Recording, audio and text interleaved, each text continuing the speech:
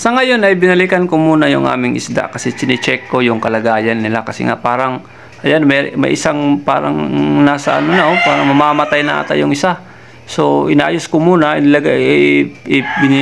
tinutok ko muna doon sa running water kasi parang hindi kagaya nung iba nasa tray na okay na okay. Yung isa kasi sobrang dami nang nailagay ko sa tray na yan, mahigit 10 ata yan. So itong sea mantis na hawak ko, medyo may kamahalan dito, nasa 1,200 lang per kilo nito dito sa amin, no. Ayan, napakadaming sea mantis, no. Tingnan nyo yung lumangoy, yung flat brown, no. Kitang-kita yung paglangoy niya. Ang cute niyang lumangoy, no.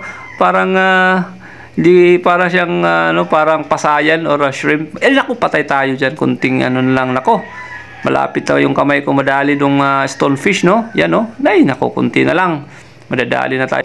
Hinawakan ko siya at pinaalis ko muna doon kasi baka mamaya pag kuha ko ng tray, matsambahan yung kamay ko. Ay. Nako, problema yan kung sakasakali. Tingnan nyo yung tubig nila, oh. Itong lagayan ng tubig nila, oh. Oh, yan ay papunta sa labas.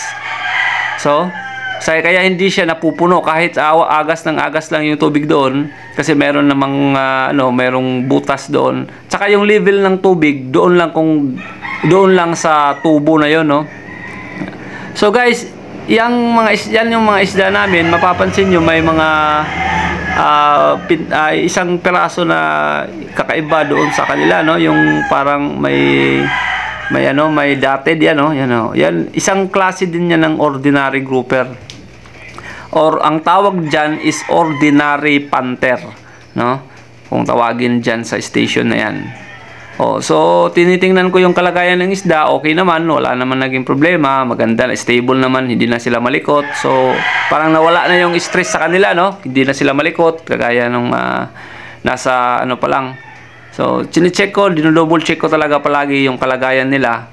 Kasi mahirap na, mamatayan lang tayo ng isa, nako, sayang, no? So, kung mapapansin nyo, hindi pa tinitimbang kasi nga, hindi pa siya kondisyon, no? Hindi pa yan yung tamang time na itimbang sila kasi hindi pa kondisyon yung isda.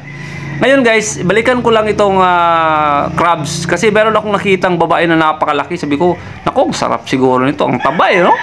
Laki ng niya, sipit niya, Ay, naku, kasarap-sarap talaga nito kung sakasakali, oh.